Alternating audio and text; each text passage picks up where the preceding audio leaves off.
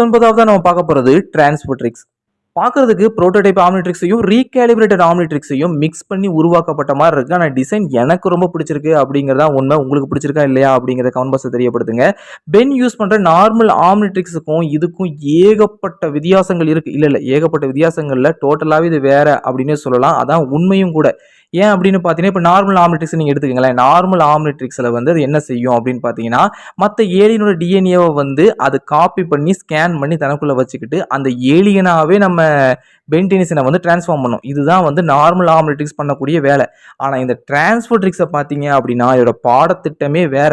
இது வந்து அப்படி பண்ணவே பண்ணாது. இது வந்து ஒரு ஆம்னிட்ரிக்ஸ் அப்படின்னு சொல்றதுக்கு கூட இதுக்கு வந்து தகுதி இல்லை அப்படிங்கிறதா உண்மை.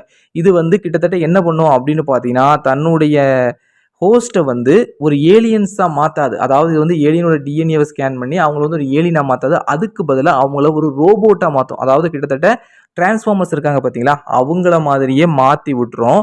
அப்போ மத்த ஏலியனோட டிஎன்ஏவை வந்து ஏன் ஸ்கேன் பண்ணுது அப்படின்னு பார்த்தீங்கன்னா, இது வந்து டிஎன்ஏவை ஸ்கேன் பண்ணாது.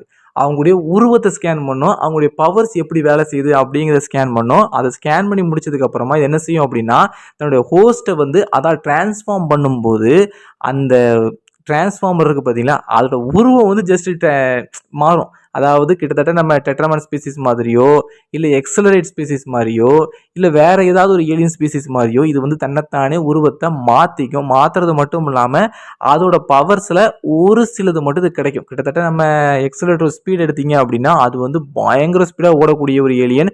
டைமையே ஸ்டாப் பண்ணி வச்சுட்டு ஓடும் அப்படிங்கிறத வந்து நம்ம சீரிஸ்லயே தெளிவா பார்த்துருப்போம். ஆனா அந்த அளவுக்கு பவர்ஸ் இதுக்கு கிடைக்காது. இதுக்கு வந்து ஒரு 50% தான் கிடைக்கும் அப்படிங்கிற மாதிரி தெளிவாவே கன்ஃபார்ம் பண்ணியிருக்காங்க. அதாவது இது ஒரு ரோபோட்டுங்க. அவ்வளோதாங்க. வேற எதுவுமே கிடையாது. இது வந்து மற்ற ஏலியன்ஸோட பவர்ஸை வந்து காப்பி பண்ணிக்கவே பண்ணிக்காது. அந்த மாதிரி இமிட்டேட் பண்ணும். அதாவது இப்போ ஒரு ஃபயர் அப்படின்னா ஒரு ரோபோட் வந்து தனக்குள்ள இருந்தே ஃபயரை உருவாக்கி அதை வந்து வெளியிடும்.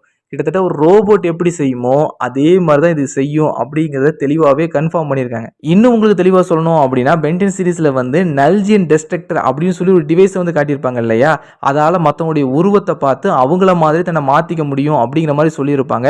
முழுசாக மனுஷனாக அதால் மாற முடியாது அப்படின்னாலும் அதுக்கு பதிலாக அந்த உருவத்தை மட்டும் மாற்றிக்கிட்டு தன்னை ஒரு மனுஷன் மாதிரி காட்டிக்கும் இல்லையா? அதே தாங்க இந்த ஆம்னிட்ரிக்ஸும். இந்த ஆம்னிட்ரிக்ஸும் ஜஸ்ட் ஒரு உருவத்தை மட்டும் மாற்றிக்கிட்டு தன்னை அந்த ஏலியன் மாதிரியே காமிச்சிக்கும். மற்றபடி இதுக்கு வந்து எந்த ஏலியன்ஸோட ஃபுல் பவருமே கிடைக்காது அப்படிங்கிறதான் உண்மை.